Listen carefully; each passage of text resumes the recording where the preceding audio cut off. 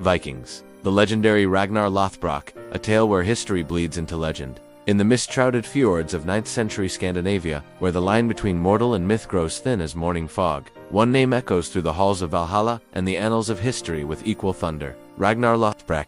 But here's the first mystery that will haunt our journey: was he even real? Picture this. A warrior so fierce that his very name meant hairy breeches, earned not from poor hygiene, but from the snake-proof leather pants that saved his life during his most audacious conquest. Yet this seemingly crude nickname masks one of history's most complex figures, a man who would reshape the political landscape of medieval Europe and launch 1,000 ships toward England's shores. The Serpent's Embrace. Our tale begins with an impossible love story. Young Ragnar, already renowned for his battle prowess, heard whispers of an extraordinary woman named but she wasn't locked in any ordinary tower. She was guarded by a monstrous serpent, a creature so venomous that its breath alone could fell armies. Most men would have composed sad songs about unrequited love. Ragnar had leather trousers crafted and marched straight into the beast's den. Here's where legend bleeds into something more sinister. Some scholars suggest this serpent was actually a metaphor for Thor's father's warriors, or perhaps even a rival clan's protection. But the Vikings, master storytellers that they were, understood that sometimes truth needs scales and fangs to survive the centuries. The hairy breeches worked. Ragnar slayed the serpent, won Thor's heart, and earned a nickname that would follow him to his grave. But this victory would prove to be just the opening chord in a symphony of conquest that would terrorize and transform medieval Europe. The Blood Eagle's shadow. What made Ragnar truly legendary wasn't just his personal exploits, it was his sons. History records their names with a mixture of awe and terror. Ivar the Boneless, whose strategic brilliance compensated for his physical limitations. Bjorn Ironside, who would raid the Mediterranean and strike fear into the heart of the Frankish Empire. Halfdan Ragnarsson, who would carve kingdoms from English soil. And Sigurd Snake and Die, born with the mark of the serpent literally in his iris. But here's a chilling detail that most popular accounts gloss over: these were unjust daddies, little warriors playing with wooden swords. By the time Ragnar met his fate, his sons commanded fleets that numbered in the hundreds of vessels, armies that could depopulate entire regions. When they learned of their father's death, they didn't just seek revenge, they brought apocalypse. The Great Heathen Army of 865 CE wasn't named lightly. Led by Ragnar's sons, this force landed in East Anglia with one purpose: to make England bleed for their father's death. And bleed it did.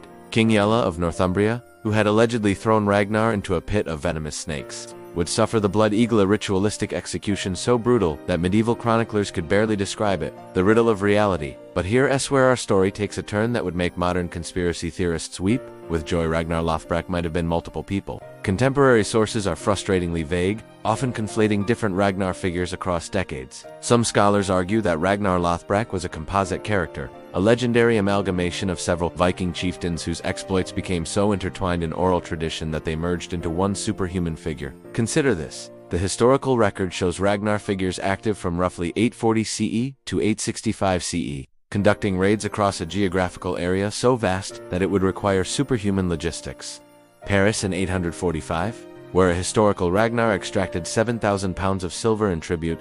Ireland, where another Ragnar figure dominated Dublin's slave markets. Northumbria, where our legendary Ragnar met his serpentine end. One man, or a brand name, that struck such terror that it became synonymous with Viking supremacy itself. The puppet master's game. Perhaps the most intriguing aspect of Ragnar's story isn't his battles, but his mind. This was on some berserker foaming at the mouth. This was a calculating political genius who understood that terror was just another weapon in his arsenal. When he sailed up the Seine to Paris, he didn't just attack randomly. He chose the holiest day of Easter, maximizing psychological impact on Christian defenders. The famous Siege of Paris reveals Ragnar's sophistication. When disease struck his army, he didn't retreat, he negotiated. The silver tribute he extracted wasn't just wealth. It was a precedent that would bring Viking fleets back to Frankish shores for generations. Ragnar had discovered something revolutionary.